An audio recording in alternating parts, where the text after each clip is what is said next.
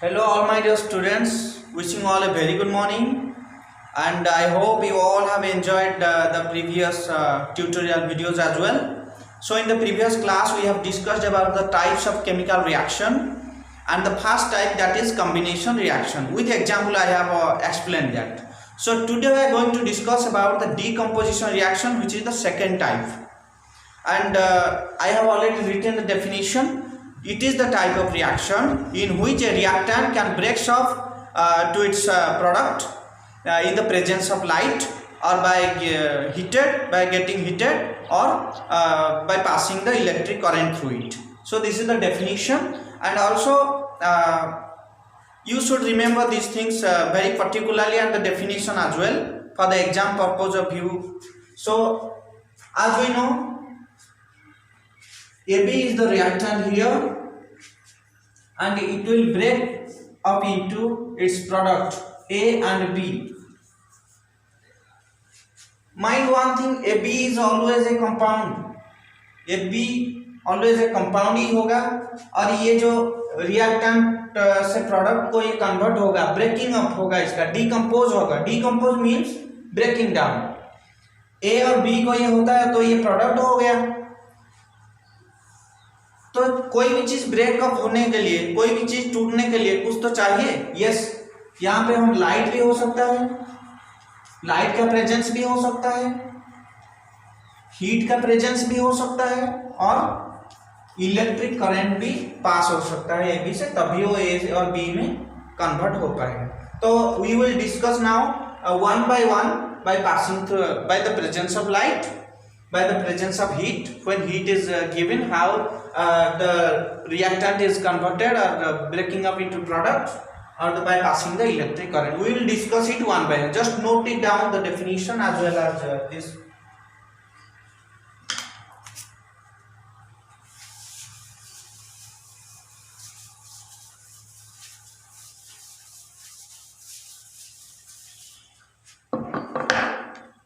जैसे मैंने पहले बोला हूं कि जो डीकम्पोजिशन रिएक्शन, डीकम्पोजिशन का अच्छे से समझिए.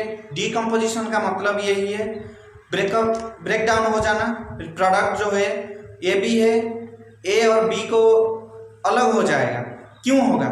सो द फर्स्ट हम डिस्कस करेंगे कि वो light, in the presence of light कैसे ब्रेकअप होता है, हम देखेंगे. So the first type, this is the heading, is decomposition reaction.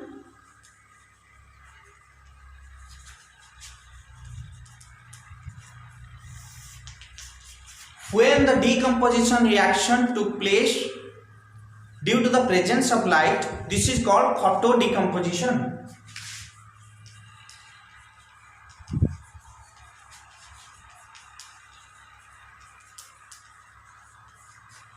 यहाँ पे मैं मेंशन भी कर देता हूं, by presence of light.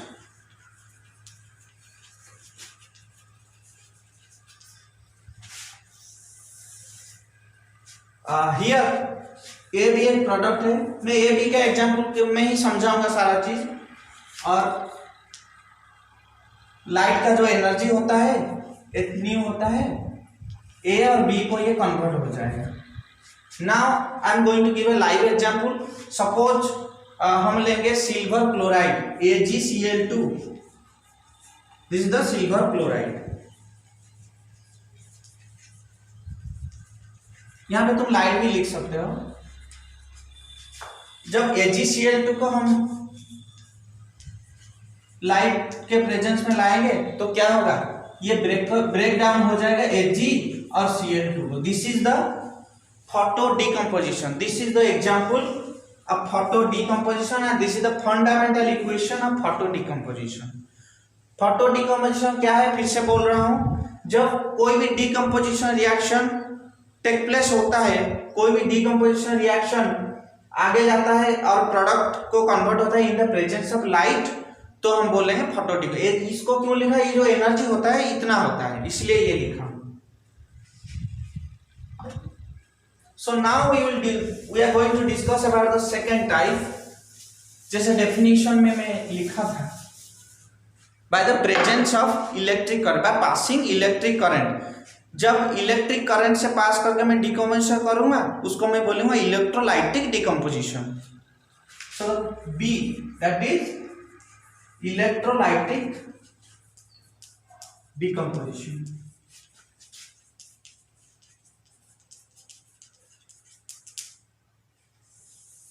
Electrolytic decomposition में क्या होता है, suppose A B is the reactant, इसको मैं इलेक्ट्रिक करंट पास करूंगा इसमें, तो ए और बी में ये कन्वर्ट हो जाएगा. This is the electrolytic decomposition.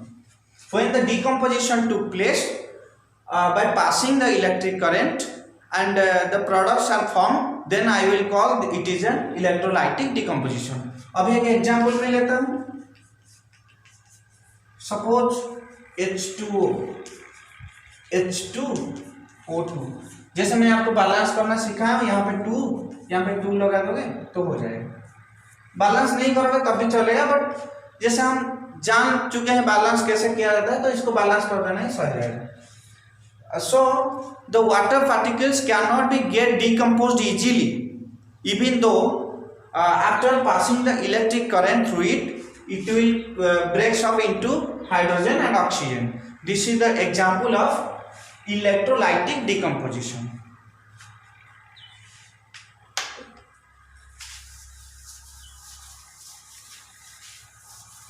Now the third and last type, that is thermal decomposition.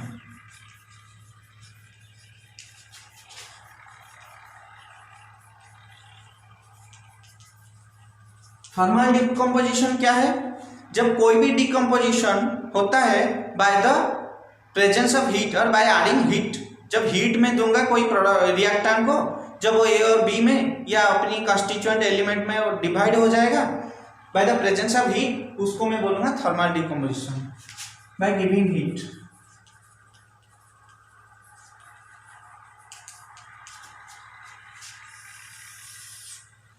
यहाँ पे वही हम फंडामेंटल ऐसे लिखेंगे, ए बी, जब इसको मैं हीट दूंगा, हीट को मैं ऐसे डेल्टा भी लिख सकता हूँ, तो ये ए और बी में कन्वर्ट हो जाएगा. This is the thermal decomposition. तो firstly you should remember the terms. When in the presence of light the decomposition took place, this is called photo decomposition. When by adding heat the decomposition took place, this is called thermal decomposition. And when by passing the electric current the decomposition took place, that is called electrolytic decomposition.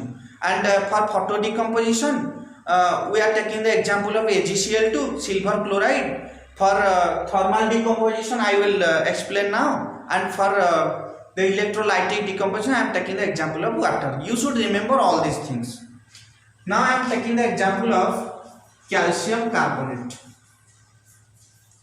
ये मैं पहले भी बताया था एक बार first 1-2 class में. CaCO3 को जब मैं हीट दूंगा, CaO calcium oxide carbon dioxide, ये गैस है तो मैं इसे भी कर सकता हूँ. क्यों मैं बोला, जब कोई भी चीज अगर गैस होता है तो मैं उसको अपर आरो से डिनोट कर पाऊंगा. अगर कोई प्रेसिपिटेशन होता है उसको मैं इनसॉल्युबल प्रेसिपिटेट होता है उसको मैं लोअर आरो में भी डिनोट कर पाऊंगा. तो कैल्शियम कार्बोनेट को जब मैं हीट दिया, कैल्शियम ऑक्साइड कार्बन डाइऑक्साइड. और एक एग्जांपल ले सकता हूँ, copper carbonate, copper carbonate, copper oxide, carbon dioxide. तो यहाँ पे देखो, ये जो कॉपर कार्बोनेट है इसका कलर होता है ग्रीनिश ब्लू, बट जब ये कॉपर ऑक्साइड और कार्बन डाइऑक्साइड में कन्वर्ट हो जाएगा, पार्ट पार्ट हो जाएगा, तो इसका कलर हो जाएगा ब्लैक. आप लोग ये पूछ सकते हैं सर इसको हम कैसे हीट देंगे, कहाँ हीट देंगे, कैसे करेंगे. ये जो कॉपर कार्बोनेट है, आप ये ट्यूब है, ट्यूब में कुछ कॉपर कार्बोनेट लो, ये है CuCO3, इसको बॉन्सन बर्नर से आप लोग हीट करोगे, हीट दे दिया, ये है बॉन्सन बर्नर. ये जब हीट करने के बाद जो कॉपर ऑक्साइड, तो ये कॉपर ऑक्साइड जो है ब्लैक कलर का हो जाएगा और कार्बन डाइऑक्साइड का गैस जो है वो ऊपर निकल जाएगा. After this is before the reaction और at the time of reaction, या after the reaction. This is CuO and CO2 gas is remove. ये एक अच्छा एग्जाम्पल है, इसको ये दोनों एग्जाम्पल को आप लोगों को याद करना है अच्छे से। These are the two examples। हम और एक एग्जाम्पल भी ले सकते हैं। Suppose I will take ferrous sulphate now for this thermal to show the thermal decomposition took place. I will take ferrous sulphate.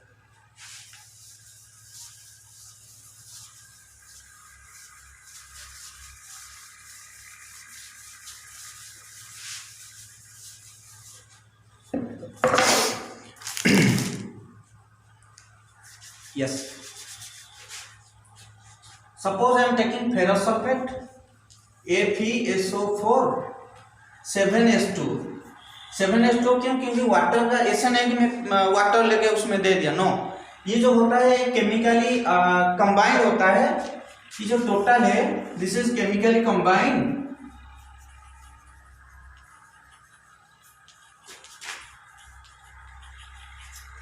which is also called water of, अच्छे से इसको याद करिए, वाटर ऑफ क्रिस्टलाइजेशन।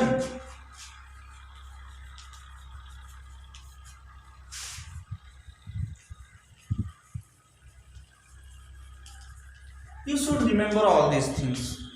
तो जो FeSO4 7S2 है उसको मैं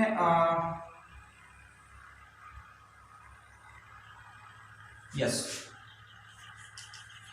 FeSO4 7S2 I am giving heat, I am mentioning delta here for heat। then जैसे मैं बोल रहा हूँ इसका जो पार्ट हो जाएगा, तो ferrous sulphate FeSO4 plus 7S2 ये हो गया। बट मुझे ये जो फेरस सल्फेट है इसको मैं फिर से हीट करूंगा। जब देखो कोई भी चीज अगर उसमें वाटर का पार्टिकल होता है, वाटर का पार्ट होता है, जब हम उसको हीट करेंगे तो थोड़ी देर बाद क्या होगा, वाटर जो है वो डिसअपियर हो जाएगा वहां से ड्यू टू द इवेपोरेशन। यहाँ पे मैं फिर फेरस सल्फेट तो बचेगा ना, तो मैं फिर इसको हीट करूंगा। जब मैं इसको हीट करूंगा मुझे क्या मिलेगा, ferric oxide plus SO2 plus SO2। ये जो SO2 और SO3 ये दोनों बहुत पॉइजनस गैस होते हैं, ये भी यहाँ से जनरेट होंगे। So these are the examples. और हम यहाँ देखें कि ferrous sulphate 7S2 which is called water crystallisation, ये जब हीट हम किए तो पहले फेरस सल्फेट और वाटर जो है वो चला गया, फिर क्या हुआ Fe2O3 फेरिक ऑक्साइड में हुआ, SO2 SO3 जो कि पॉइजनस गैस भी वहां से जनरेट हुआ। तो यहाँ से हमको ये पता चलता है कि by the presence of light, by passing electric current and by giving heat और by adding heat we also chemically form new substances or we may break the reactants into its constituent products. Note it down.